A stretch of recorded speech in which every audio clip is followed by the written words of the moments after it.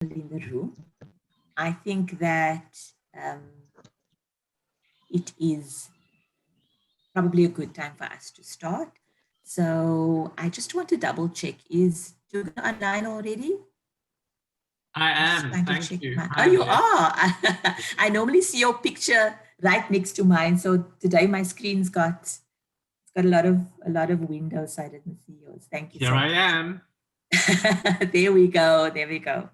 So a warm welcome to everybody to this seminar or this webinar on VOPEs in Africa, exploring ways to strengthen VOPEs' contributions to national monitoring and evaluation capacity and evidence-informed policy agendas. It's a really, really exciting conversation for us to have. As Clear AA, we are thrilled to be in partnership with AfrEA. We're always looking for ways and opportunities for us to partner with AfrEA. So this is a joint session today between ourselves as Clear AA and AfrEA. So we're very thrilled about that. I'm going to introduce myself. I am Candice Morkel. I am the Deputy Director of Clear Anglophone Africa. And we have an exciting session today with a number of panelists. And in addition to welcoming yourselves as participants, I'd like to warmly welcome our panelists as well. And if I could ask them to introduce themselves, because I'm sure yourselves as participants, you want to know who will be talking to you today. So let me jump right to that part and ask our esteemed panelists and our partners to please introduce themselves. And maybe Rossetti, we can start with you, seeing that we are doing this collaboratively as the president of AfrEA. Over to you, Rossetti. Thank you very much, Candice, and I greet all the members online and welcome you all to this session. I'm Rossetti Nabomba Nayenga. I serve as the president of the African Evaluation Association. And just also to share my other hats. One, currently I serve on the Global UN Reference Group for Evaluation of COVID-19 Impact. And I've also joined as a member of Council of the International Evaluation Academy. I reside in Uganda and I work in Ministry of Finance, Planning and Economic Development. You are all most welcome. Thank you so much, Rossetti. And perhaps we can move to Shylock.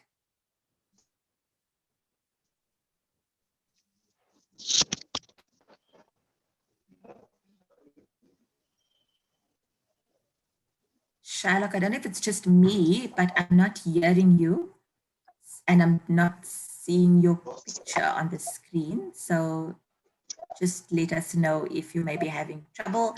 Maybe, Dugan, while we're waiting for Shylock to get reconnected, maybe you can introduce yourself. Hi, everybody. My name is Dugan. I'm the director of the Center for Learning on Evaluation and Results in Anglophone Africa. I'm the outgoing director, and I'm very excited that my place will soon be taken by the eminent and highly valued Candice Morkel. So it's very nice to see everybody on the call, and I'm looking forward to the discussion. Thanks very much. Thank you so much, Dugan. Shylock, are you sorted with your sound now? Hi, Candice.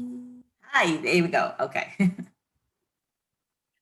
And greetings to everyone on the call. My name is Shylock Muyengwa. I'm the current president of the Zimbabwe Evaluation Association, and it's a pleasure to be part of this discussion. Wonderful. Thanks so much, Shylock. And Matodzi, over to you. Hi, my name is Matodzi Amizi with Clear AA, and been part of this project working together with Deborah Fish, who is not feeling too well today, but I think she might be on the call just for a little bit. Thank you. Thank you so much, Matodzi, and thank you to Deborah in her absence for supporting this work and assisting with this work as well. So let me explain to everybody how today is going to work. We have, I think, a slide that will come up shortly that just runs us through the run of show. So what we'll do is, first of all, we've just introduced the 4 panelists. Matodzi will start off with a presentation on the discussion document, and that will be roughly about 20 minutes or so. She'll take us through all the detail of what's the contents and the findings of the discussion document.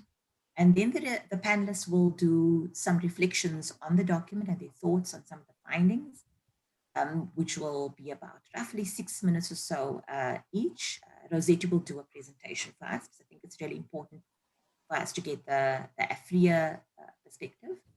And then we will have about 25 minutes of an open discussion. And that is when we would like to open up to yourselves as the participants to ask questions. You can put them in the chat box. Even as the presentations are happening, please do use the chat box quite freely to raise comments and questions. But we'll also have the raising hand feature at the reflection session as well, if you'd like to verbalize your questions or your comments. And we'll do that for about 25, 27 minutes, and after which we will then wrap up.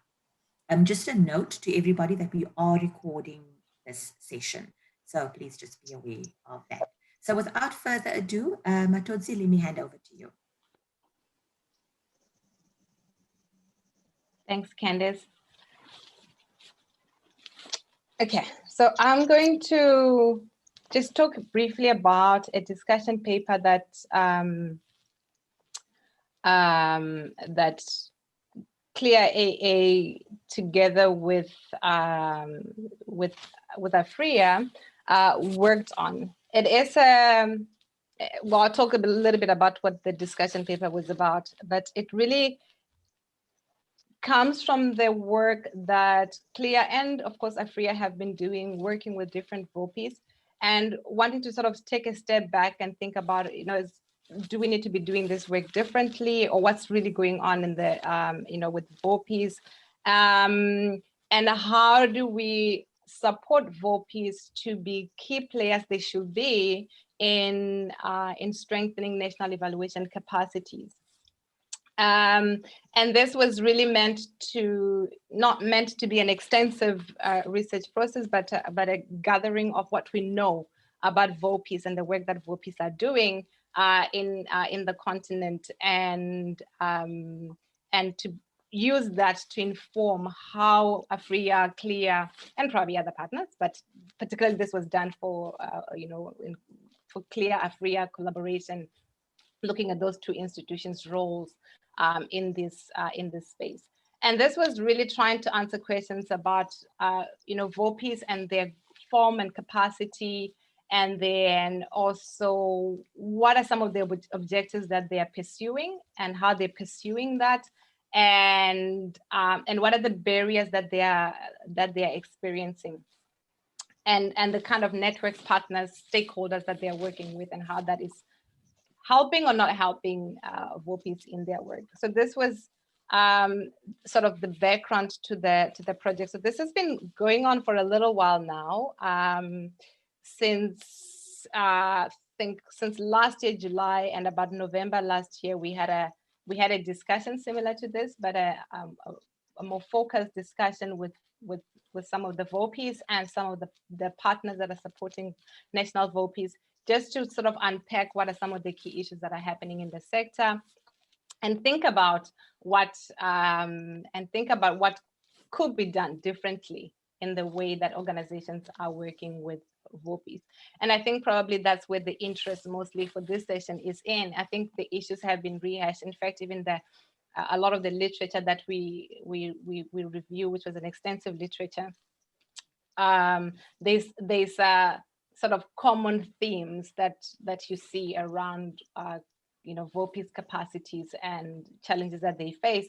But I think what's probably interesting is, what do we do about it? How do we move forward? How do we change that narrative? And hopefully that's what today also help us to start thinking about. And so not necessarily getting stuck in the challenges and what we already know, but thinking more clearly about how do you move forward. So I think I mentioned a little bit about the process that underpinned this discussion document. I think there was an extensive literature review, which I think was quite key in that, and also a document review, which was done by another CLEAR staff member, I forgot her name now, BK, that's what everybody calls her, but now I forgot her full name, before she left CLEAR. And then the workshop discussions. And then we had sort of structured I don't want to call them interviews. They were like more like discussions with some of the VOPEs, with Zia, Shylock, and then with Senegal, and then also with Namibia. And less of trying to kind of do an extensive research, but trying to understand particular things that they have faced, and looking at Namibia, for example, as a VOPE that's sort of emerging and what they're facing, what they're dealing with as a VOPE that's sort of starting off. And then also with Zia as a VOPE that has been there for a while, and they've done extensive work, and trying to see how they've managed that, how they've tried to consolidate the work that they've done. And similarly with Senegal.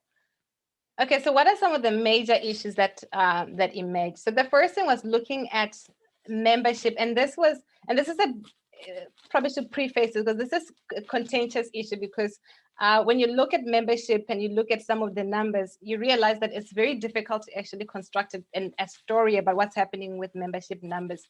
But as you can see, I mean, VOPEs have got a large, excuse me, sort of a largest membership, broader membership.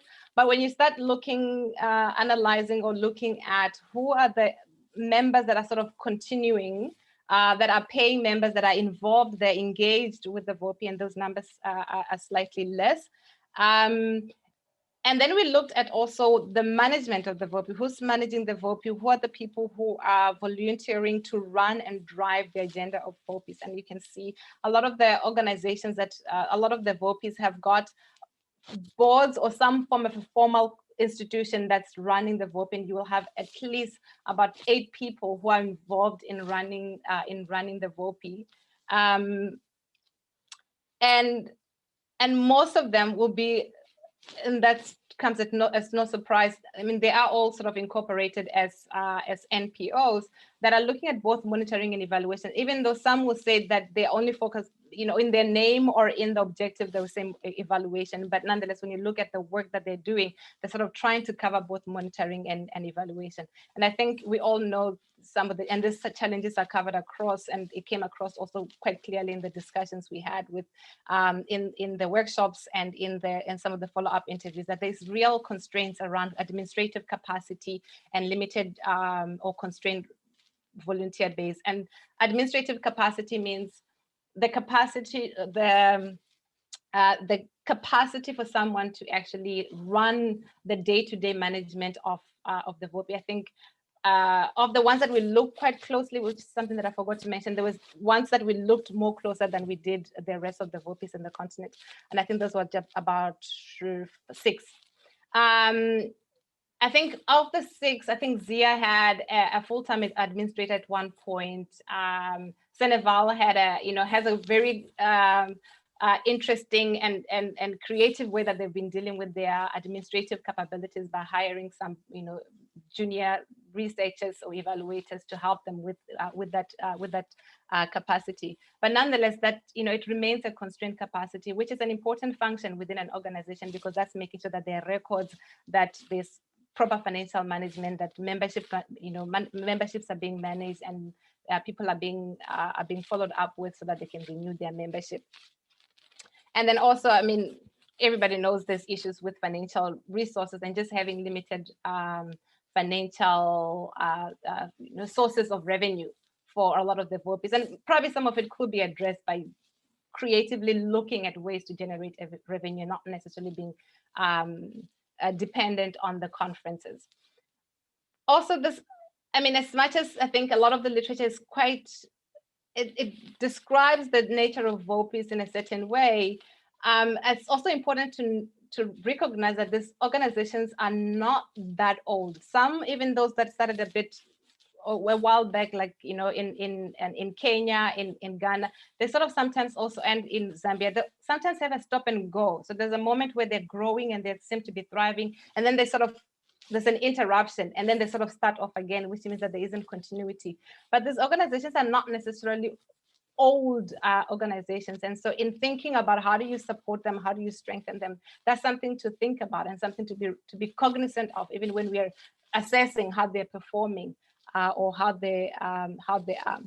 And when we look at the roles that they're fulfilling, I think that despite the constraints that organizations face, that they are implementing a lot of activities, activities aimed at building and strengthening member capacity. And probably that's where most of the activities are concentrated. So a lot of work that's happening around, workshops, trainings, and offering, webinars and things like that, that are meant to really build the professionals' capacities to offer professional M&E services. And there's also a growing area of work around, and of course, professionalization can also be linked to this issue around building the capacity, right, when you're thinking about it more broadly. But there's also, growing work around professionalization of sometimes both monitoring and evaluation, but sometimes some focus more on evaluation. So a lot of the guidelines and tools and everything that's been developed, mostly focusing on evaluation, which sort of makes sense. Where there's probably less work from what we looked at was in promoting that work, that evidence that's being generated is actually used, and holding professionals to account to behaving ethically in the way that they're conducting M&E, but also in raising awareness to the broader public. So sort of outward looking work seems to still be limited.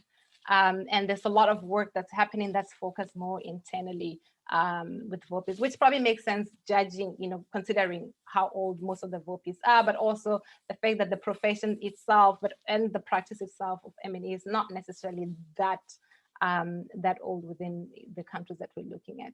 And when looking at the activities, I think we already mentioned this, and I think this is just the last conclusion on this, is just that when you look at the activities that are still happening in the sector, a lot of it tends to focus on professionals themselves, on the practitioners, and bringing the practitioners together, improving the capacities, and probably less so on what's happening, what this practice actually means in society. So VOPEs don't seem to necessarily have that focus just yet. So how do you get public institutions to be more accountable? And that probably also makes sense, considering that in some of the countries, and we picked that up in the paper, in some of the countries, what's being reported about the constraints to civil society space, the constraint to civil liberties, will also have implications for any organization that's trying to get accountability, or to get to have a voice in how policies are implemented in the country.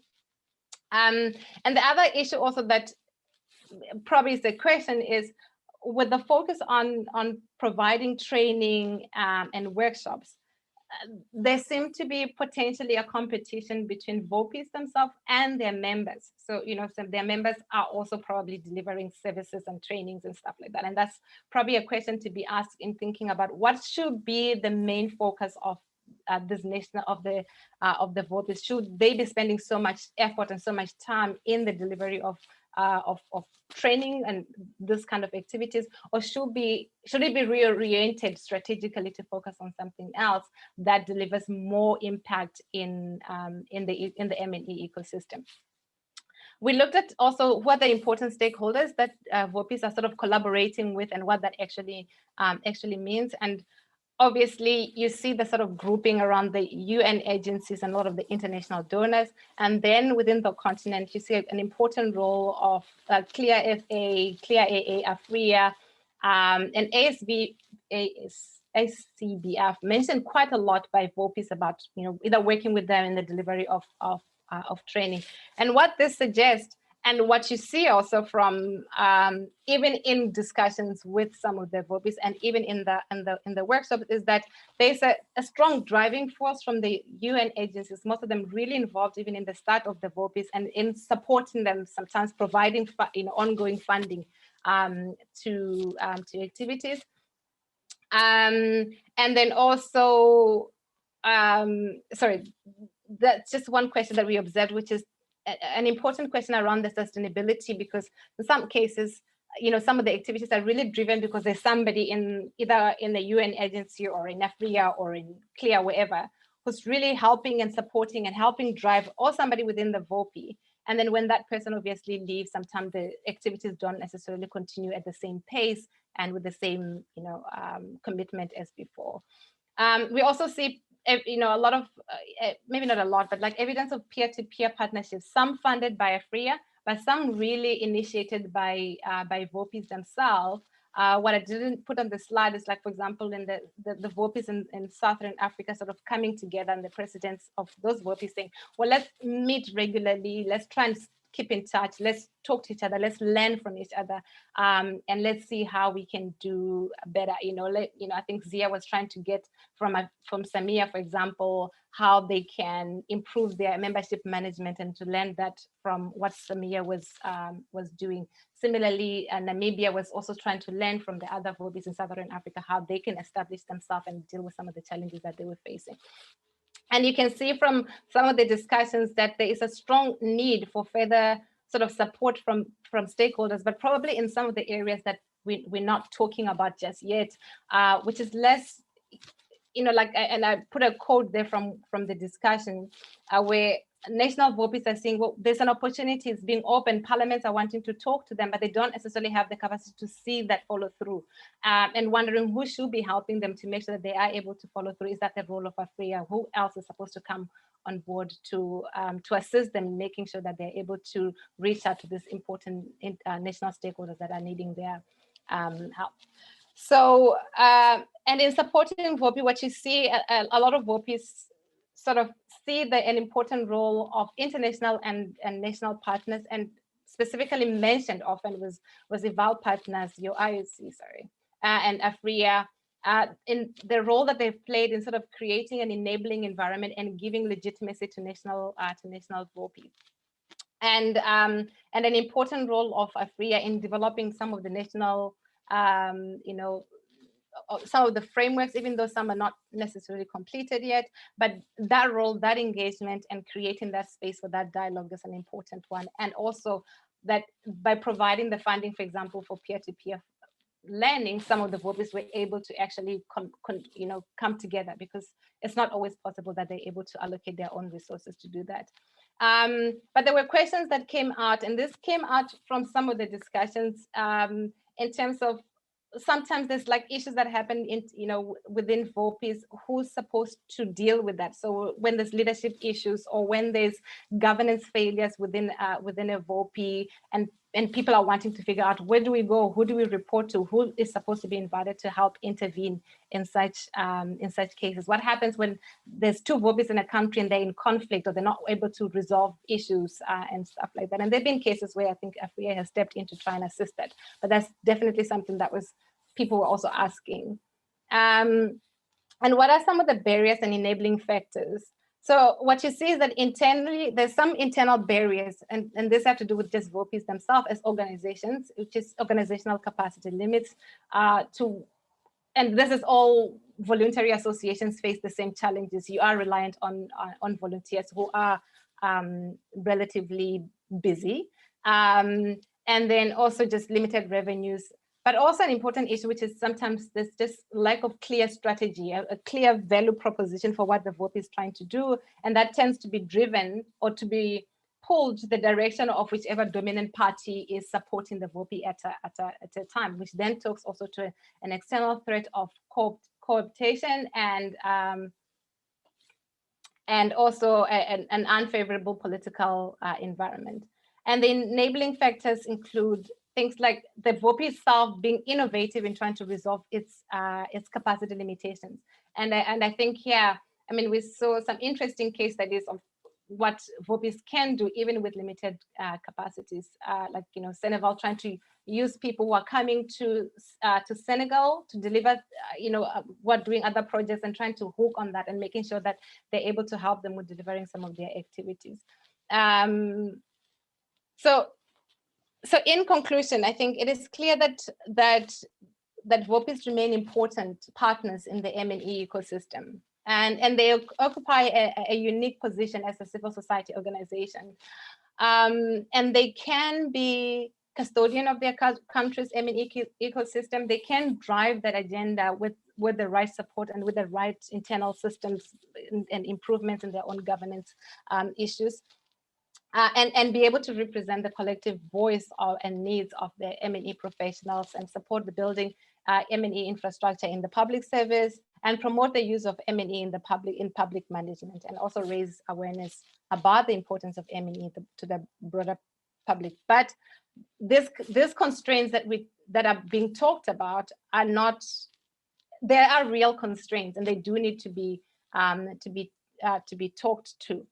And I think there's the different roles and different things that different partners can do, but I'm just going to obviously talk to two that I think I'm going to jump to the two institutions, to AfrEA and to CLEAR. And I think maybe before that, probably just the one is development partners. I think UN agencies, for example, have been key to supporting VOPEs. But what's often interesting is also that within the countries, VOPEs don't seem to be able to have a handle on what's going on within the development partners institutions themselves.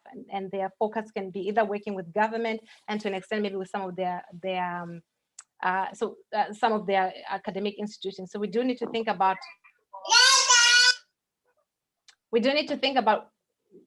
what that custodial role of VOPEs within a national ecosystem actually means, when also they are also supported by strong partners who they need to also make sure that they have some form of influence over. And I think just concluding around the AfrEA work, I think, you know, AfrEA has been doing a lot of work, obviously, to try and create that enabling environment for VOPEs, whether it's in, you know, implementing specific interventions, funding for peer-to-peer learning, but probably there's more that can be done, and even what is being done can be done more sustainably and on a continuous basis. And one area where we think that AfrEA probably could play even a stronger role, or maybe there's a question whether that role should be played by AfrEA, but it's how to help VOPEs to really strengthen their administrative capabilities and to make sure that these organizations are strong.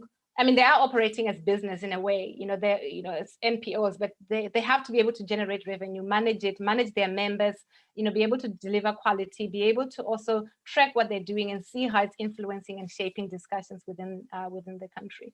But also probably providing more guidance around how you can incorporate. So far, everybody sort of is incorporating in a similar way, but there are questions about whether sometimes the form is running ahead of the function, and VOPEs need maybe different ways of incorporating and forming themselves. I mean, some have been like networks for a while, and maybe that's something that needs to be provided guidance for. So, you know, you don't need to automatically immediately have a board and have all these things, but it can be a network, it can be other things, but it's still doing the work of the VOPE, and then maybe over time it can become a formal institutions in a particular form.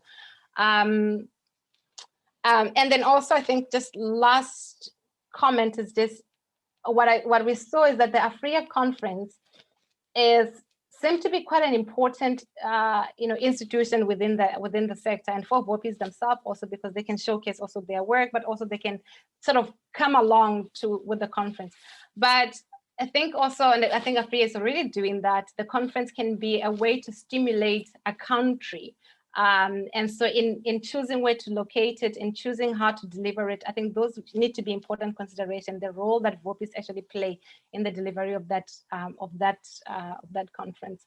And then lastly, just in the way that all this work that AfrEA does, we need to think about how to make sure that this work is tailored and is differentiated and is targeted with very clear sort of intentions, but also it's followed through.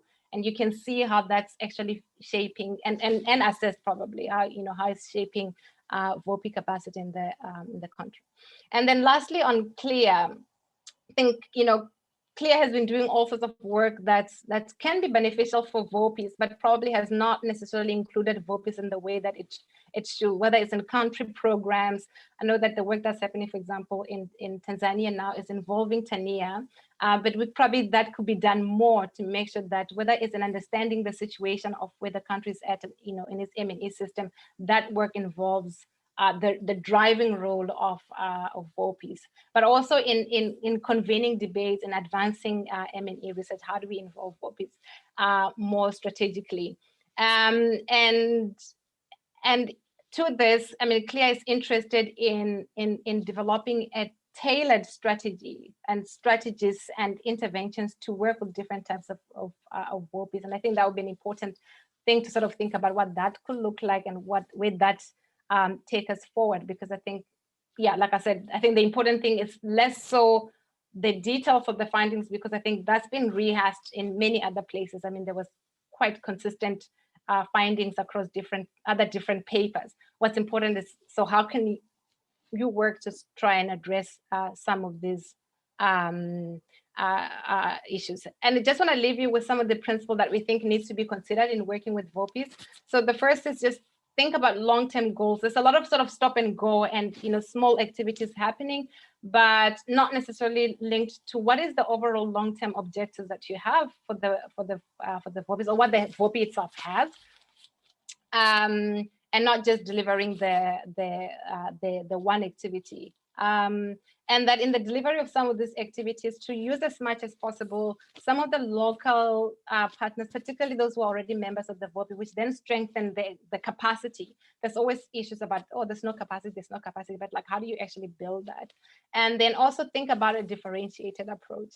And in thinking about a differentiated approach, and this obviously can be debated, is think about, it seems like there's sort of VOPEs that are like emergent. They're new or they're young and they're trying to find their feet, and they're asking different questions. And most of their questions are really basic building blocks, and then questions. And then also those that are growing, they have been working, they've been doing stuff, they've delivered some of the activities, but they need sort of to think about how do you consolidate and bring all these things together, but how do you also deliver it on an ongoing basis. And then you've got sort of the established VOPEs who need to be thinking probably more still about how to grow, but grow maybe not just in numbers, but grow in terms of the kind of impact that they're having within their countries, and how to sustain, how to to influence things beyond just their members, but also thinking about what's happening outside. For that to work, or for that kind of support to be able to generate the kinds of changes anticipated, it will be important for VOPEs themselves to also do some work. And this will be around, for example, having clear strategies. And this is not to say that VOPEs don't have strategies. I mean, if you go to all the VOPEs, probably have like some form of a strategic plan and an annual plan or whatever. But a clear articulation of where we're trying to take M&E in the country, with clear ideas of how different interventions work together to get there. And then also being clear about what is the value proposition of the VOPE, not just to members, but as a public benefit organization in society, and being able to articulate that, but also to demonstrate that. And I think that also, like, I mean, right now, COVID-19 was probably an opportunity for VOPEs to sort of showcase how M&E can be a tool used to address complex social problems, but also other challenges that societies face, not just the pandemic. And then VOPEs will obviously need to strengthen internal systems, and this obviously partners can help, but this has to be something that's driven by VOPEs, and find ways of reducing the workload. I mean, I think of some of the people that we spoke to, just asking them just like, how much time are you spending on the work that you're doing with the VOPE? And there was a lot of hours. I mean, people spending up to like 10, 16 hours a week. And that's a lot of hours. That's a lot of time to sort of plow into running the organization. That means that people will get burned out. So thinking about ways of lessening the work, and some organizations are already trying to do that. Can you have a board and then have like a non-elected steering committee that helps with implementing some of the activities? And then lastly, just can you strengthening incentives to get more people involved with running the work of the association. And I think that's where I'm going to stop. Yeah, I'm going to stop there. Thank you so much, Matodzi. I think it's you raised so many incredibly important points. I think also we have a mix of people in the audience today. I think from VOPEs who have been around for a really long time and others who are possibly emerging. And I think that I'm hoping that some of this information is really useful for the entire spread of kinds of associations, but I think especially those who are just starting out. Some of the lessons, need not be learned over again. We can learn the lessons from others who have gone ahead and made some of the same mistakes. So hopefully some of these lessons will come through and be really useful for especially the newer emerging organizations, but of course for all organizations. And I think this is very a good segue into Rosetti's presentation, what this means, AfrEA's reflection. A couple of questions have come up in the chat around that. So I think, Rosetti, everybody's very keen to hear your voice on what this means and your reflection from an AfrEA perspective. You have the floor. Thank you. Thank you, Candice. Candice, confirm that my internet is fine. Yes, we can hear you and we can see, yes, your okay, thank you. Beautiful face, thank you. And I have that presentation on, Matosi, please. Matosi, if you could flag or show the presentation, okay. And then Rosetti can speak to it, thanks. Okay, as it comes, first of all, I thank all the partners, the friends, the past presidents of AfrEA, the board, the secretariat, Dugan, and all who have worked so hard to take Africa to the next level. And I've seen the kind of questions in the chat room, and I will try to weave some of them in. This study is a collaboration between AfrEA and CLEAR AA. And whereas AfrEA has been present doing its work on the continent for more than 20 years, rarely do we do dedicated analysis and document and share. We document, sometimes we don't share. But this is an opportunity for us to start doing our own evaluation, looking at what are we doing? All of us are in Africa. What are we doing as we are talking about VOPEs, AfrEA, and all the rest? This is the spirit within which we did this study. And the other point I want also to mention, the study has just come off the line almost 1 or 2 weeks ago. So we haven't had time to reflect on its findings, and what I present are personal reflections, and later on, we are going to have a discussion at AfrEA board level, but I've also tried to weave in some of the thinking that is happening at AfrEA level. So if you can flip to the next slide, please.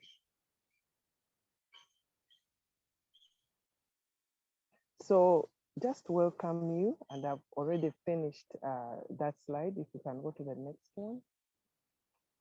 So just to refresh our minds, I just wanted to put on screen why we exist as AfrEA and our objectives. And as we ask the question, where does this all lie? We want to build a culture of evaluation in Africa.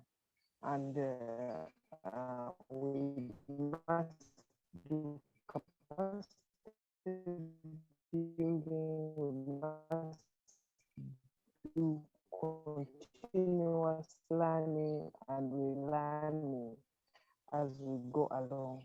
Next slide. Next slide, please. Okay, so I decided to say, where are we? What is the context within which we are working, and what has AfrEA been doing in relation to the many discussions we have had over the continent? We have been trying to work around strengthening VOPEs in Africa, and I will present some examples, and some of which are touched through the presentation, through the biannual conferences, and wherever we have had a conference, and I've listed the countries, that VOPE has actually become more stronger and has continued to do more work around evaluation and strengthening the institution. Through the VOPE peer-to-peer learning exercise, we have focused on strengthening internal governance. And this was, we had a partner, USAID, which helped us do this. And I've shown the countries that have benefited from this kind of work: Ghana, Zimbabwe, Kenya, Tanzania, Uganda, and Burundi. Next slide, please. We have also the Made in Africa Evaluation Project, and this is a collaboration between AfrEA and the US Department of State. So far, 2 VOPEs, that is Tanya and Kadea, are implementing, and 3 more will be chosen. We also are working on developing a master's in evaluation at Mackay University, and this is work between AfrEA and CLEAR AA and Uganda Evaluation Association. There is work around building national evaluation capacities, and this is between AfrEA and Eval partners, and we have 2 VOPEs which are benefiting RAISE and the Ethiopian Evaluation Association. Next slide, please. We have the Eval Action Campaign, and here the YE AfrEA Network, Eval partners and AfrEA are already in regional consultations, and many of you have been involved, and we are preparing to have more consultations at both the English-speaking and French-speaking countries. And that is work which is ongoing to create an action plan for evaluation for Africa. We have engagements to enhance capacity of VOPEs in French-speaking countries. We already have a memorandum of understanding with RFE, and some work is going on that side, because we realize that a lot of work is done within the English space, and we need to strengthen the French space. We have work going on member professionalization. Just a moment. And what was listed before you moved on was the African evaluation guidelines, which are right now in draft form and for review. And many people from all over Africa have participated in this. We have the African Evaluation Journal. We have work going on around that. And then the fact that we also focus on leadership development through the boards of VOPEs and AfrEA and the rest of the international organizations. And next. So knowing that there's all this volume of work going on. Next slide, please. Can you go? So what does this mean? And these are just provocations from the kind of reading that I had from the report, and also discussions one-to-one with some of the members of AfrEA board and other stakeholders, as well as the secretariat.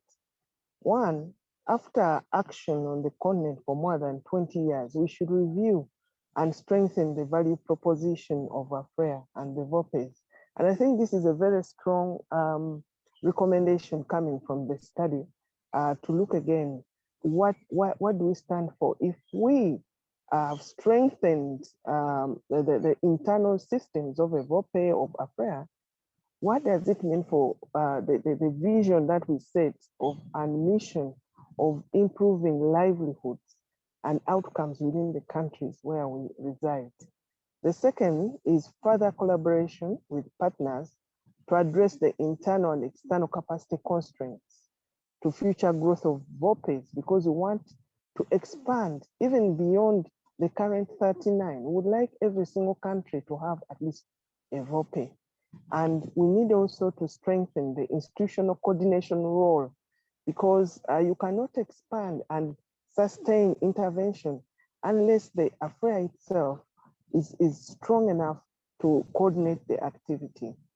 The three, we need to roll out the successful model of peer-to-peer learning. It was very successful, and I can see when I read the VOPEs that are extremely strong, some of them did benefit from that. Next, number 4. Next. And this is the last, almost last slide.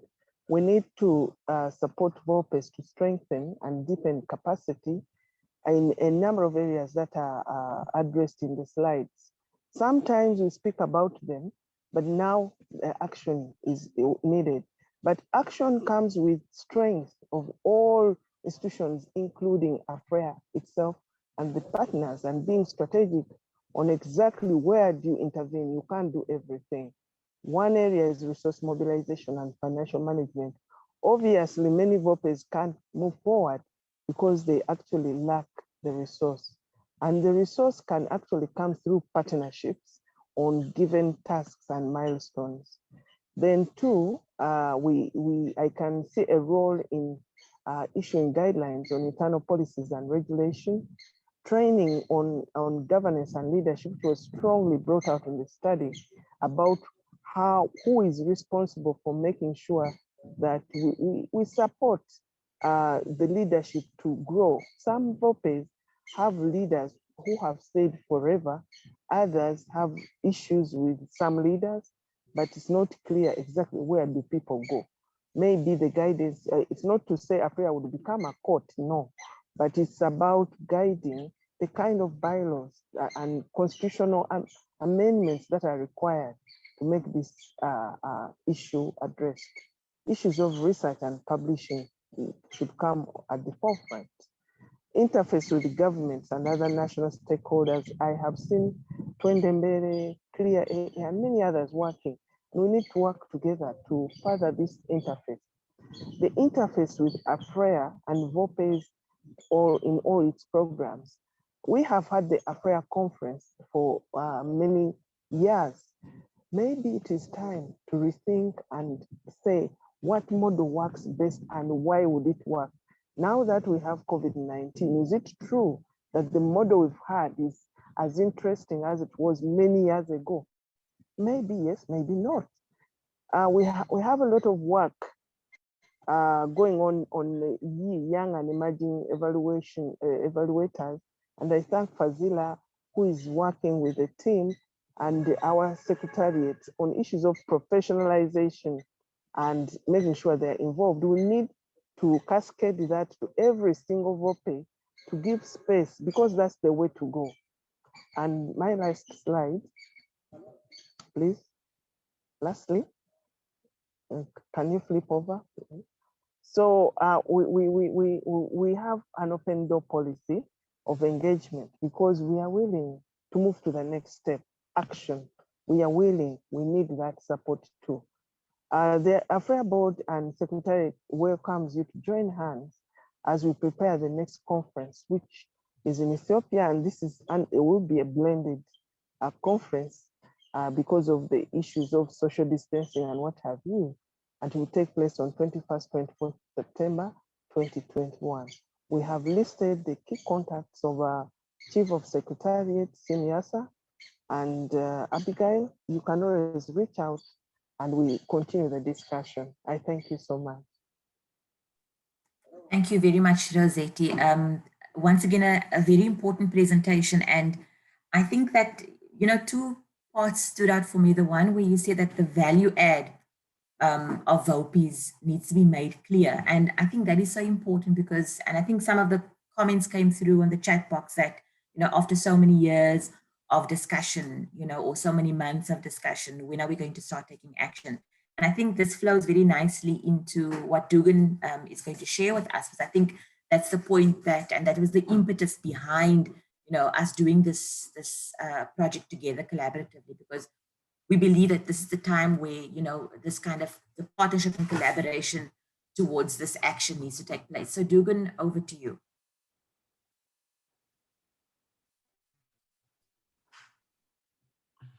Thank you, Candice.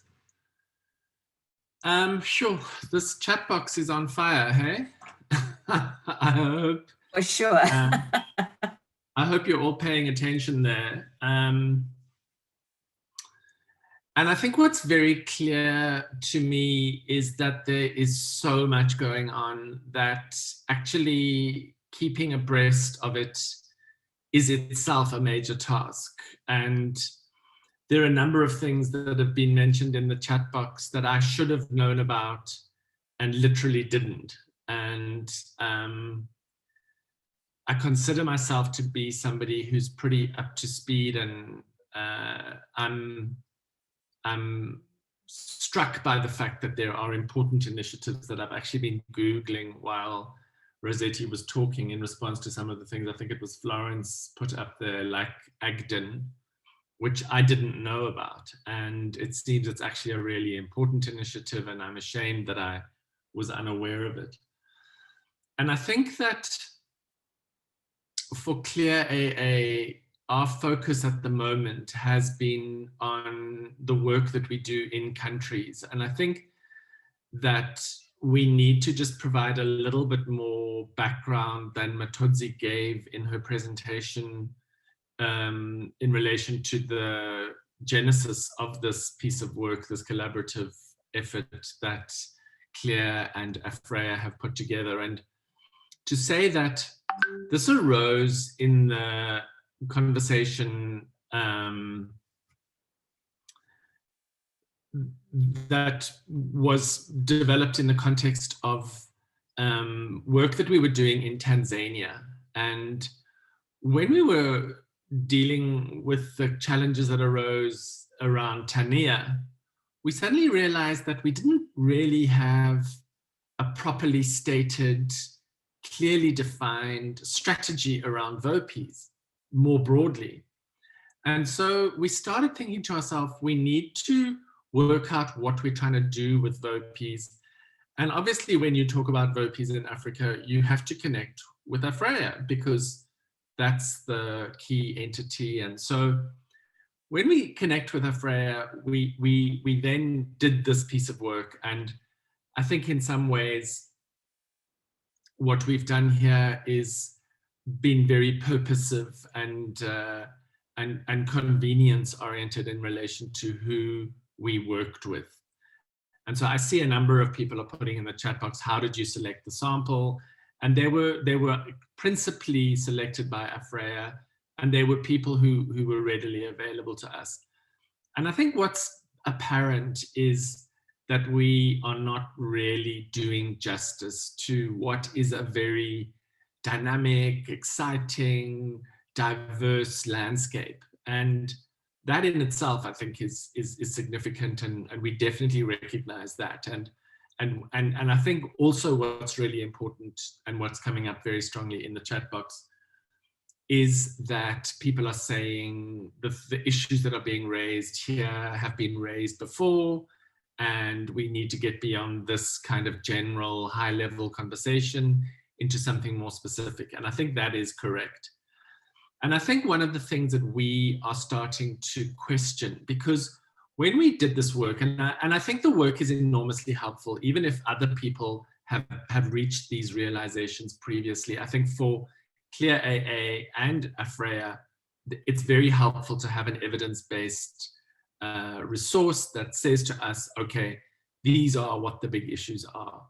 And one of the key issues is this challenge that comes with institutionalization. You know, when you choose to institutionalize, you actually land up putting a whole lot of pressure on minutes and bank accounts and office bearers and premises and staff. And we're starting to find ourselves that thinking reflectively, and this is pretty much in relation to the pandemic, that a lot of the things we previously assumed were necessary, like an office or personnel, are possibly not essential. And maybe there are different ways of doing business, because, you know, the SAMIA model is not appropriate for everybody. You know, not everybody has the kind of funding available, that don't have the money that comes from a big event that's going to finance a coordinator and make it possible to have board meetings. So we're finding ourselves in a place where we are having to question some of the very basic tenets on which we've approached VOPEs previously. And one of the things Claire wants to do with this work is to work closely with the high-level entities. So we want to work, obviously we are in lockstep with AfrEA. AfrEA is our principal partner. We would never take a step without them. But we recognize that there are people like IOCE, like Eval Partners, and others that we can definitely download some insights and access some wisdom from. And we must do that. We need to do that. We need to come up with some options, a menu of options that individual country VOPEs can choose from, and think about ways of operating in strengthening that country ecosystem. And I think that's something we have really gotten from this study, is the study is saying, don't be too wedded to one particular institutional model. And an important element, and that also came up in the study for us, is this question of the evaluation economy. Like, who is making money out of evaluation and who gets that money?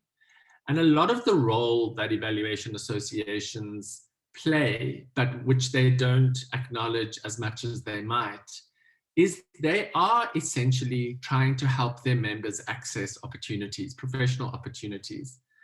And that's something we need to get more explicit about, because when we name it and we table it, we're in a better position to work with that. And while we are quite clear that what we're wanting to do is see African evaluators get more evaluation opportunities, we're not making that explicit. And so one of the things we need to start talking about is how the African evaluation economy operates, and how commissioners in particular need to be encouraged to very specifically give more work to African evaluators, because we view that as one of the key mechanisms that's going to increase the resource base in African evaluation economies. And I think the other thing is, I'm just struck by how many things there are being mentioned. I'm sorry, I've made this point, but I'm making it again. How many things there are being mentioned in the chat box that are underway, not only at AfrEA, but elsewhere. And we need somehow, at Clear AA, I'm talking about now, we need to get better at keeping track of all of this exciting work. And we need to somehow find a way of being not a controlling body, because nobody wants to stifle and strangle initiatives, but CLEAR needs to get better at acting as an enabler and a supporter and a facilitator. So I think we need to elevate the discussion to a more conceptual level. Yes, I think that is exactly what I'm saying, Mark, is that we do want to elevate this discussion about what we're talking about when we talk about VOPEs that are very diverse and distinct and different. And I think what it means for CLEAR as a technical partner in Africa is that there is an organization building mandate that we haven't necessarily really grappled with. We haven't really thought about what does it mean to be strengthening 21st century organizations in Africa as key elements in African evaluation economies that go beyond standard civil society organization structures with boards and staff and premises. And I don't think, to be honest, that we have gotten the answer yet. But I think that we are getting a stronger sense of is the questions. And the questions are coming at us thick and fast. And the one thing you can rely on our African partners for is to give us feedback and direction. And we are very committed to listening and to hearing from people who are actively doing this work. More than anything, though, I think the critical thing, and I know Candace is tired of hearing me say this, we can't keep talking without acting. It's the way I feel about the Made in Africa evaluation proposition. I feel like we've been critiquing colonial evaluation for 10 years now. We need to start providing alternatives. We need to start capturing and curating experiences that are going to take this forward. And so this business of acting as a curator, being facilitating, engaging, supporting, being a critical friend, that's the space we want to get into. And that's a challenging skill set. That's not just writing a new methodology. That's actually about listening and being respectful and meeting people where they're at. And this is something that Clear AA is committed to. But we also have to take account of the big learnings from COVID. It doesn't work for Clear AA to sit in Johannesburg and think it's going to tell people what to do in Nigeria or Nairobi. We have to find ways of building a two-way street, and that's essential. Without that, we're not going to co-create a future evaluation practice.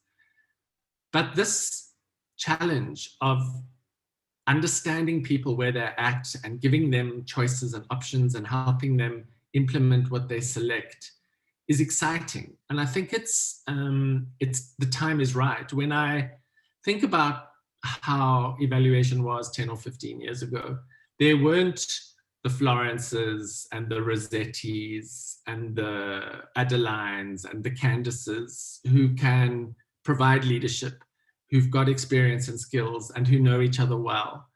And I think it's an exciting place to be arriving at.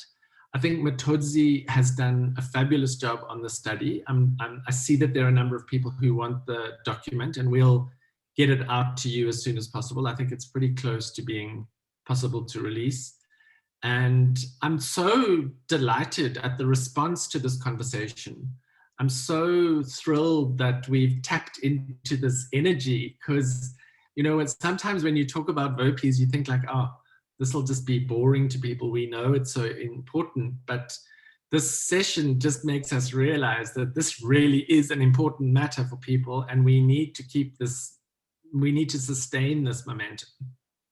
So I'm looking forward to the conversation. Sorry if I droned on a bit too long, but back to you, Candice. Thank you so much. Now, I think you raise very important points, Dugan, and I agree that, there are so many people with so much experience who are, contributing to the chat here.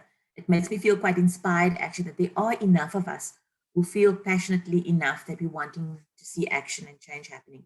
But Shylock, over to you. I think everybody is keen to hear from a VOPE perspective. What would your view be? What's your response to both, I think, the discussion document, but also some of the things that you maybe picked up coming through the chat? Over to you, Shylock. Thanks. Thanks, Candice. Confirm you can hear me. I'm going to keep my video off just for my bandwidth. Yes, certainly. That's quite fine. Thanks. All right. I think thanks to Matodzi for the wonderful work.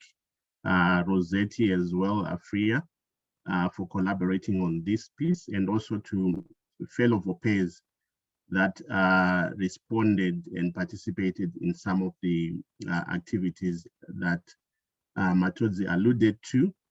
I was also a participant and a respondent in this study. But what I would want to do is I just want to give sort of quick reflections. They might not be representative of every VOPE, but I just want to broaden my reflection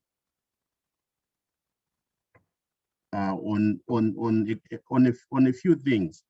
The first one is, so there's the talk of the evaluation economy, and as it's been rightly pointed in the chat box and also in my reflection notes, the basis for sustainability of the evaluation economy in Africa and everywhere else in the world lies with a strong internal capacity of VOPEs to be able to function as entities, transition across space and time.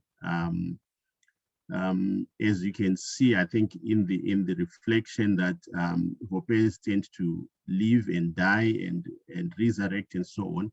So for consistency, the main base is internal capacity of those VOPEs. And internal capacity would definitely mean a lot of things for different It may just be me, but I've missed Shylock's sound. So just let me know. No, I could hear him.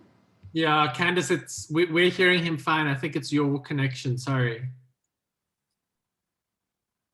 All right, thanks. So let me proceed. My point is internal capacity means a lot of things, and I'm glad the report also talks of no one size fits all. But some of the basic issues that national VOPEs need to deal with is consistency in terms of access to a server, a website to be able to communicate, IT support as well to be able to automate the process of managing membership, handling the finance, and so on. Once we are able to do that, that sort of takes pressure from the board and allows the board to focus on strategic issues. Keeping full-time secretariat is very difficult. We were able to do it for 2 years. And previously, before the UNICEF grant, we were able to have a part-time person working for us for 6 months. But if you go to the report, I think once it's shared, you actually see that the financials for most of the VOPEs do not add up. So we've got X specific number of members, X proportion pays up, and depending on the economies, we are not making a lot of money. So that's the second crucial sustainability pillar in terms of how do we move the finances of the VOPEs from the red into green so that we're able to sustain the operations of the association. And then that speaks to the question of limited administrative capacity. So what do we need to do and where do we need to go as VOPEs? That's also my other reflection. And this, again, I need to take due credit to the GMF, Ghana Monitoring and Evaluation Association, in terms of the work that we did under AfrEA, where we applied the OCAT toolkit to assess the strengths and capacities of ZIA. So we're able to capitalize on that assessment. And this is a project that was funded by AfrEA. Maybe I might miss the date, but that's somewhere around 2016, 2017, thereabout. What we're able to take out of that is when you walk as, side by side with an established VOPE, it becomes quite easy. So it's not only easy, but it cuts your costs. So we're able to develop our first strategic plan with the help of GMF and AfrEA, obviously. And that excited partners such as UNICEF, SNV, ACBF, and so on to come and support us. And also we're able to get the support of IOCE to do that. So my point here is peer-to-peer remains very important as a driving force for VOPEs.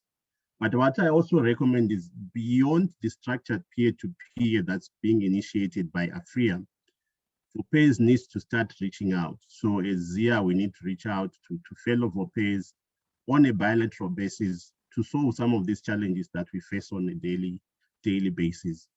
I'm glad we were able to speak across the aisle with ESK, Evaluation Society of Kenya, and we've got a lot of things that we're able to accomplish.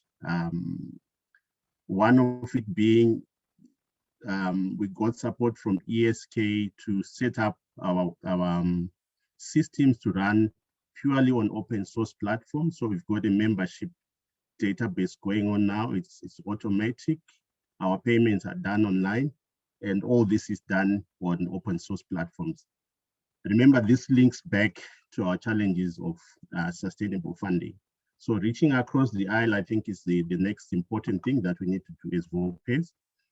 I'm glad issues of funding are talked about in the report as well. I think these remain perennial, and also funding comes with challenges. And this needs to be, I think, addressed when we focus on national priorities so that the lifetime of VOPEs exceeds most of these grants. My third point relates directly to, I think this relates directly to AfrEA and any other coordinating body that seeks to support VOPEs, is there seems to be no life for VOPEs outside the AfrEA conference. It could be an overstatement, but maybe let me rephrase it. So when we meet at the biannual conference, we leave there with huge promises in terms of what we need to do and so on. But when we elect our regional representatives, we expect vibrancy within the region in terms of exchanges, a lot of exchanges at regional level, positions at regional level that allow us to lobby when we go back to the AfrEA conference. But to my knowledge, that has not been a fully utilized mechanism within AfrEA, where the regional coordinators allow the VOPEs to speak quite often, exchange and so on. So potentially, that's a node within the VOPE space that needs to be reactivated to ensure that in between the biannual conference, there's work that is going on. I know for the region, we tend to rely on SAMIA, but other people have got reservations that this is not potentially a regional body because it's a national body. So in short, the regional nodes and the work of the regional coordinators within AfrEA needs to be further revamped. And then lastly, governance is key, being key both internally and also externally. The internal issues are clearly articulated in the report, so I'll not repeat those. But I want to talk of a potential conflicting governance issue that I see potentially emerging among the national VOPEs, and potentially there's a need to open up the discussion around those issues. Is the one of overlaps between the members and the associations, where increasingly, because of the demand from the reporting requirements with some of the financial support that comes from donors and so on, slowly VOPEs are pushed into implementation space. And that implementation space is also the space of its members. So I see that as potentially an area that would need to be discussed and further clarified to reduce potentially these emerging conflicts. And then I think more on a reflecting note and in solidarity with the other national VOPEs, it takes a lot of time to run VOPEs, as Matodzi has said, and it also takes just a passion to keep the VOPEs going. So it's that passion that I think we all need to maintain. The financial returns will never be satisfactory. In fact, they're absolutely zero. So it's your internal motivation that we keep appealing to in order to sustain VOPEs as bodies that help coordinate the work of value evaluation across sectors. I know a lot of the VOPEs they've shown a lot of strengths over the years. They've opened up opportunities for evaluation within their countries, and we invite the potential partners to help support us. I think in the report we also mentioned the work that we've done with Zimbabwe Parliament, and that we're able to get an MOU, and we're inviting Clear AA to then help us develop a program to support the work of the VOPE in ensuring that capacity is rolled out, because it far exceeds our capacity. So the opportunities, I think, remain vast, and it takes our commitment as VOPE leaders to make sure that we see this way ahead. And let me close by saying the impetus is also on us as VOPEs to make sure that the evaluate part of the governance of the VOPEs to ensure that there's continuity. And we also make mention that within ZIA, we've actually revised our structure to make sure that the representation of the youth allow for a takeover and new forms of thoughts and new blood to run these associations. So I'll end here and take it back to Candice, and thanks for the time. And hopefully I'll be able to respond to some of the comments that I've seen on the chat. But thanks for now. Oh, thank you so much, Shylock. Yeah, this chat box is so hot, and we actually don't have a lot of time left for discussion. But if people can hang on for just an extra 5 or 10 minutes, I think we will, keep it open to see if we can perhaps just squeeze people a little bit. But I really want to hand over now to the participants, because a lot has been said in the chat box, and I think I'm trying to cluster the questions. It's a bit difficult, but there's one group of questions around. So what does this mean? Like I think, Mark, you said, let's elevate the discussion to a conceptual level. Florence, you said something about how will the findings be taken forward. Florence, maybe you can raise a couple of points, but maybe you can just speak to some of those that you raised about, like, what does this now mean actually for us taking the agenda forward? Florence? Thank you very much, Candice. I really want to start by saying thank you. Can you hear me okay? Perfectly. Great, thank you.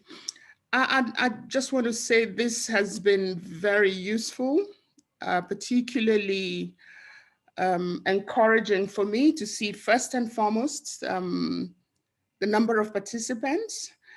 And I'd like to say that it's a legitimate time. And, I think for me, Clear AA,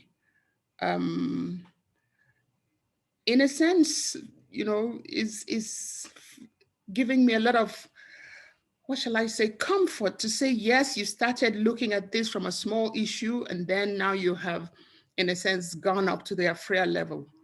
So when Rossetti said, we should now look at the value proposition, I think that we have, when I look again at those 3 objectives, or what she called the tasks, I think from thinking about everything we have done as AfrEA in the past and what they've done after then and up to now, 3 things come to mind. 1, the culture of evaluation in our respective countries and continent. How can we as AfrEA contribute to that, and VOPEs? Secondly, move the discourse from, I know that capacity building is a critical dimension of it, so that is going to continue to remain there as a standard continuum, something that we need to do to get our practice better. But I think we should go into public policy and the utility of M&E for public governance and public service delivery. So for me, those 3 things, if we do those 3 things, then we should be able, in a sense, to elevate the things. But to do that, the structures of the VOPEs, even of AfrEA itself, needs to be strengthened. But we cannot strengthen those structures if we are not delivering at a level that perhaps what Mark is calling a conceptual level. We have to move the discourse a little higher from strengthening ourselves to intervening at the national place and spaces where it matters. Those are the 3 things I'd like to say. Thank you. Thanks very much, Florence. And this makes me think about some of the stuff, Adeline, you've been putting on the chat box. And maybe you can also, so the part that interests me and the link between what Florence has been saying in your questions is then, what is the role of AfrEA? And I think you've been quite specific and quite controversial in some of your comments over there. Do you want to share with us, maybe from your perspective, what should AfrEA's value proposition be in relation to its partners, but then also in relation to VOPEs, to get to the strategic level of influencing evaluation beyond just being, organizations who are one of the partners, but actually driving the agenda going forward? Adeline, can you perhaps raise some of the things that you've been raising in the chat box? I guess the things I've raised have been read. I'll probably add more things, but as you know, I'm always against the grain. But anyway, well, I think it's not, I guess for me, my agitation is that we should not come and reinvent the wheel. AfrEA is there. It's supposed to be an umbrella body for VOPEs. How can the partners work with AfrEA to strengthen AfrEA to ensure that it does what it should be doing and not to do what AfrEA should be doing? So that is my key point that I was trying to make earlier. And I've spoken to different VOPEs around Africa, and sometimes they get confused by people that are coming in and out, saying we are doing this for VOPE and we're doing that for VOPE. But so then where is AfrEA? So I think whatever is done, yes, we want all the support we can get from all the partners we can get, but let's have something that is well coordinated and that appreciates that AfrEA is already there. Having said that, I think we can also take a leaf from some of the work that Eval Partners has been doing in terms of what Florence was talking about. So for example, Agden was supported by Eval Partners to do a project around strengthening evaluation, I think gender responsive evaluations with parliamentarians. And as Shylock also mentioned something similar in Zimbabwe that they did with support from Eval Partners. So how can we have more of that? And sometimes it doesn't need money, because I know with Zia, we started without the money.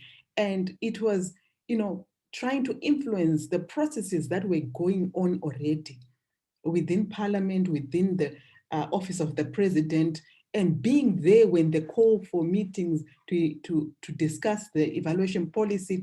So it's about how do we influence policy spaces.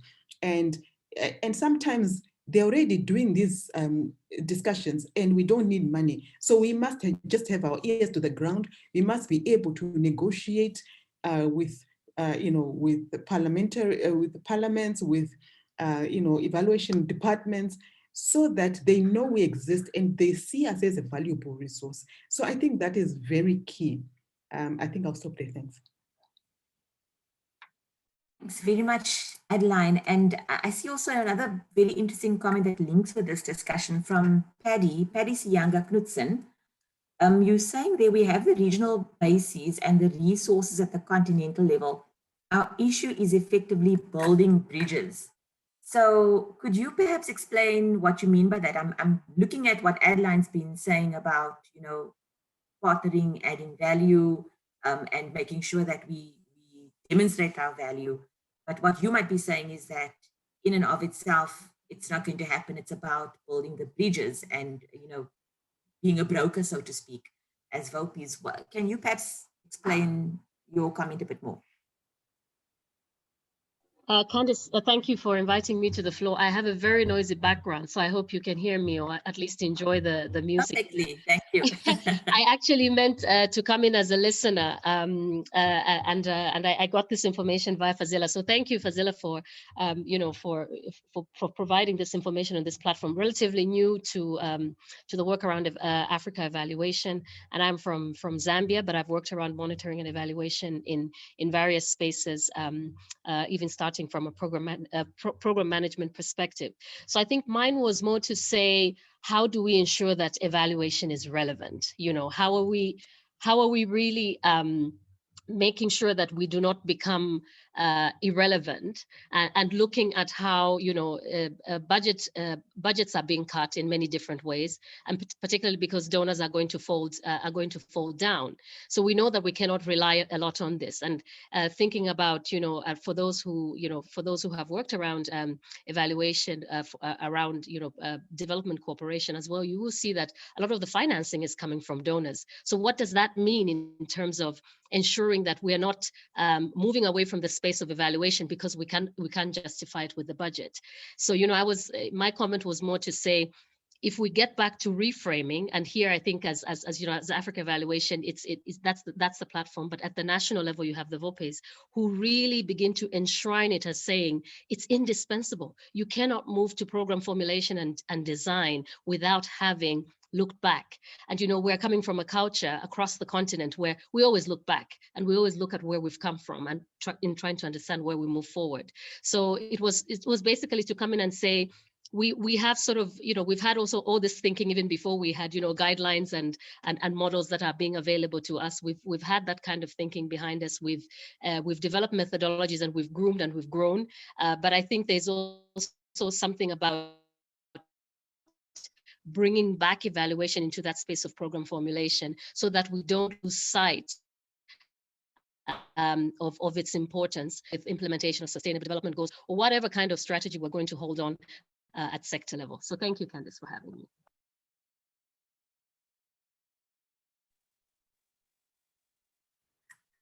Thank you. I've got a few network problems, so I apologize. Okay, I hope you can hear me. Thank you so much for that, Paddy, and sorry for putting you on the spot, but I mean, your input was actually spot on. So what I'm hearing is that the value proposition of the existence of VOPEs and AfrEA and how we're going to strengthen VOPEs is not about the value proposition around our existence or the existence of VOPEs. It's around the value proposition of evaluation.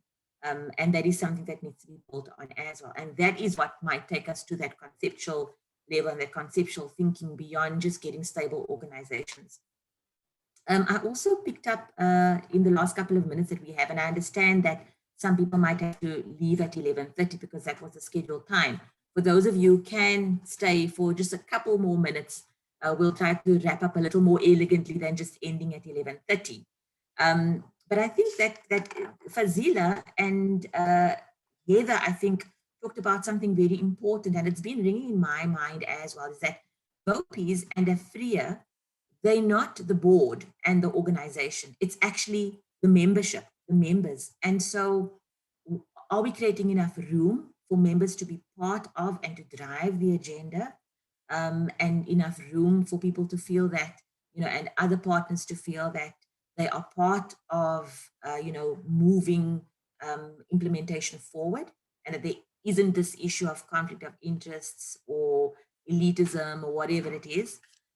Is there enough room being created, and what more can we do? So maybe, Fazila, if I could put you on the spot, and perhaps Heather as well, just to talk some more about some of your ideas from, a YE perspective, perhaps. Fazila?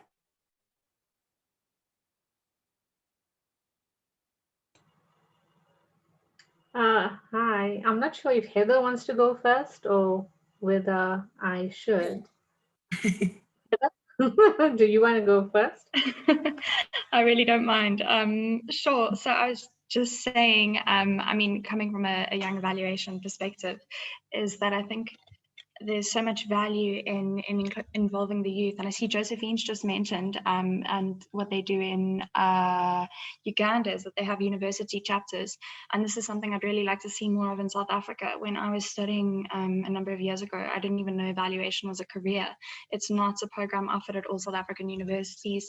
And I think, I mean, it is multidisciplinary, and we can get involved in evaluation from various sectors. And if it's promoted more to students, they have, well, many have capacity to volunteer for VOPEs, and that was a challenge of people who are fully employed, and promoting it at universities, especially so that young people can begin to get involved before they into evaluation as a career. Thanks very much, Heather. And Fazila, do you want to add anything to that? Yeah, no, I think that's what Heather says is, I agree with it totally. And I think, like, from Samia's experience of trying to reach out to universities in South Africa, to showcase what Samia does, the benefits of being part of an association and networking with within the evaluation space for years, was done, by board members, individually. I know at Crest, University of Stellenbosch, and Wits University, but it hasn't been done in a more structured way. And I think what we could learn definitely from Uganda is to, make that a bit more structured, and encourage YEs who are already studying M&E at a postgrad level, or even not necessarily undergrad, but postgrad level, to start being more exposed to evaluation and the space, the VOPE space, and and to contribute to key issues in evaluation. So then they can then contribute to it and identify, what ways in which they need for their capacity to be strengthened as well. So I agree. Thanks, Candice. Thank you so much. And, I'm going to take a final comment here because of the time, and then we've got to wrap up. But I think, Omo, you are absolutely spot on. You're saying here in the chat box, not all evaluators active within a country belong to the national VOPE, even to AfrEA. This is a challenge as much as an agenda for VOPEs to extend their relevance. And thank you so much for joining us. For those who don't know, I'd like to acknowledge you as a legacy president of AfrEA. So thank you so much for joining this discussion. Could you perhaps share your insights around that? What do you think we could do around perhaps expanding and scaling up the importance and that value proposition word that keeps coming up? Omo, your insights.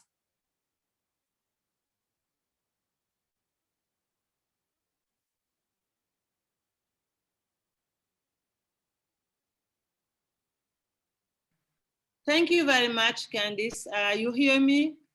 Yes, we can hear you now. Thank you. Actually, my internet is not very good and I was not prepared to contribute. So I just want to support this discussion. And I think that much things have been said in the chat box, and these are ongoing things that have started even before actually all those supporting projects have taken place. Maybe if I can just suggest that we revisit what has been the story of VOPEs, their emerging insights. A lot of case studies have been shared, and there are so much lessons. When I hear all these discussions, I may say I haven't heard anything new today. All that I have heard has already been experimented, experienced, challenged, and there are solutions all over. So please revisit the stories that exist, that have been written by IOCE, by AfrEA, the stories of VOPEs, how they emerged, the stories of national evaluation systems in countries. And I think that there are lots of solutions that exist that we do not capitalize on because of lack of networking, and we don't share, and that's what I want to revisit. Let's take stock of what already exists and share and connect. I think the better we connect, and not only during conferences, it was said, it's very important to remain alive from conference to another. And again, the CISO, VOPEs as CSO, let's not forget about that. And they have the same challenges. Thanks. Thank you very much, Omo. And I mean, on that note, I think it's an important point for us to perhaps end on, to say that how do we use what is already there? There's no need, like Adeline said earlier on, to reinvent the wheel. A lot of people spoke about the VOPE toolkit, for example, to get emerging organizations to just a point of organizational, institutional stability. So all of that is already there. There are many partners such as Clear AA and other multilateral organizations, think tanks, universities, who are willing to, and individuals as well. If I just look at the participants today and everybody contributing, who are willing to put shoulder to the wheel and to contribute, to saying that how do we make this a space that is really powerful, that adds value, that has a strong value proposition. Because a lot of things are happening. The space is busy.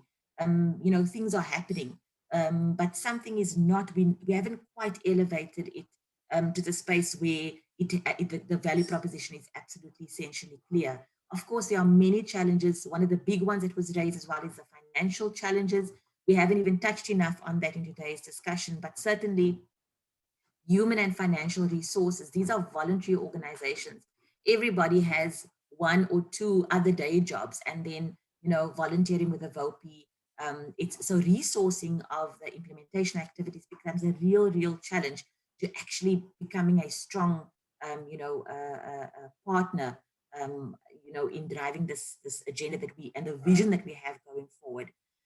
And some people have been saying that in the chat, that can this not be the end of the conversation? And I think that is what's clear to me, is that we haven't been able to conclude on, so what? then what are we going to do now? And perhaps we have to talk, Rossetti, we've got to talk and see what do we do going forward, and together with the team, Matodzi and so forth, to see what, we certainly can't end the conversation yet. Something needs to happen. As Dugan did also mention that there is, certainly in our program of action, continued partnership with VOPEs in all of our country programs, with AfrEA most definitely, but there are others who are also wanting to partner. So how do we create and structure these partnerships so we are all working together to the same vision, and that it's not just, bilateral partnerships. And I would be very excited about having that kind of conversation. So all hands on deck. We know what the challenges are. There are some resources. There are things that we've already discovered through research and experience and expertise. We know where, the challenges are, where the problems are. We just need some kind of structured way in which to address those. So that is certainly something that we should be going forward in. The big word for me that I would like to leave you with is partnership and collaboration. The development problems and challenges of Africa, they are complex, they are huge, they are wicked problems. There is no way that a single or a small group of organizations can address all of the problems that, or have all of the solutions for producing the evidence that is needed to take better decisions. So there's room and there's space for everybody. We just need to partner together and collaborate and co-produce, better outcomes together in a better way. So on that note, I'd really like to thank your participation. The chat box, I did, stop myself from being drawn into the chat box. We're certainly going to, I think, later put that all together and go through it with AfrEA to see what ideas are there that we can draw on. We might be drawing on you. Some of you who are participants here today can put some great ideas. We might be reaching out to you, but certainly we'll come back to you on, what do we do flowing from here. Of course, you'd all be very interested, I'm sure, in getting the final report. And then we will also communicate, to you when that would be available and you could interact with the report itself. Thank you so much to the panelists. Your inputs were so great. Testament to the fact that all of these discussions were so lively is because of your presentations and the provocations or the provocative statements that you made, and insightful statements that you made. So thank you so much. I would love to have carried the conversation on further today, but I respect that people have other things to do. Thank you so much. There will be more after this. Thank you so much, everybody. Have a great day. Bye-bye.